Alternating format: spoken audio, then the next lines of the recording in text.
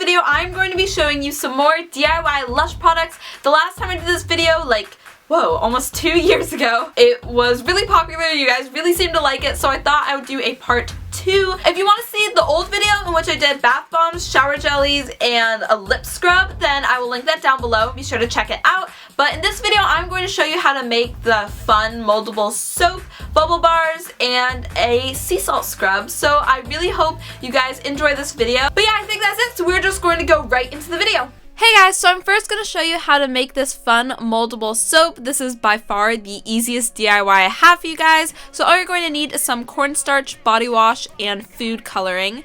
And then you're just going to go ahead and put the cornstarch in a bowl and then the body wash, and then you can start mixing it with a spoon.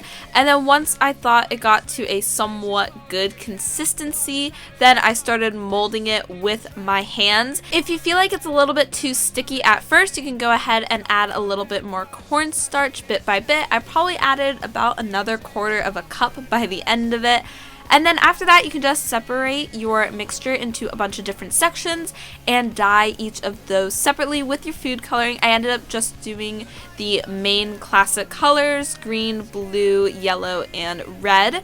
And that was pretty much it. It's super easy. You can store it in an airtight container and it will last forever. And I am honestly obsessed with it. So much fun to play with. And you can go ahead and make a bunch of cool shapes with it. As you can see, I did not do too well at that. But that's basically it. And I hope you guys enjoy. So next up, I'm going to show you guys how to make this amazing sea salt scrub, which turned out a lot better than I expected. So here are all the ingredients you're going to need. And also I used coarse salt for this, and I thought it would be better for a body scrub if it was coarser. But if you want to use this for your face, then I recommend using fine salt. After I added in my sea salt, then I just took the back of a spoon and started crushing some of it. That way it would be a bit finer and less harsh on my skin. And then after that, I added in my coconut oil, and I added this in while it was still solidified, and I thought that helped a lot. The recipe said melted, but I really think having it solidified just made it go a lot smoother.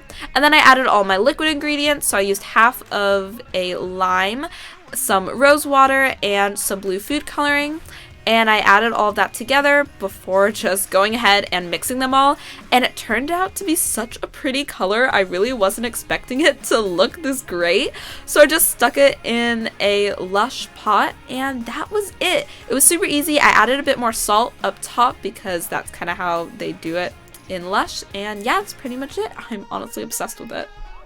So next up, I'm going to show you guys how to make these DIY bubble bars. They didn't turn out perfect, but I mean, they still worked in the end, so we're just going to keep going with it. So you're going to need a lot of ingredients for this, so I'm just going to have those appear on the screen. Also, side note, do not use rose water. Found that out the hard way. So first, you're just going to add in all of your dry ingredients. And also, I'm sure you've heard this every time you've watched one of these videos. When you're using SLSA, just be sure to have a mask and gloves because as you can see, it's super cloudy. Yeah, I coughed a lot. So just recommend wearing something to cover your face and gloves as well, which I did not use, but we're just going to ignore that.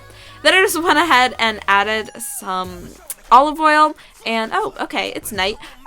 It became night because I took forever trying to find enough body wash, but once I had enough body wash, I added that as well before dividing it into sections and then adding my food coloring.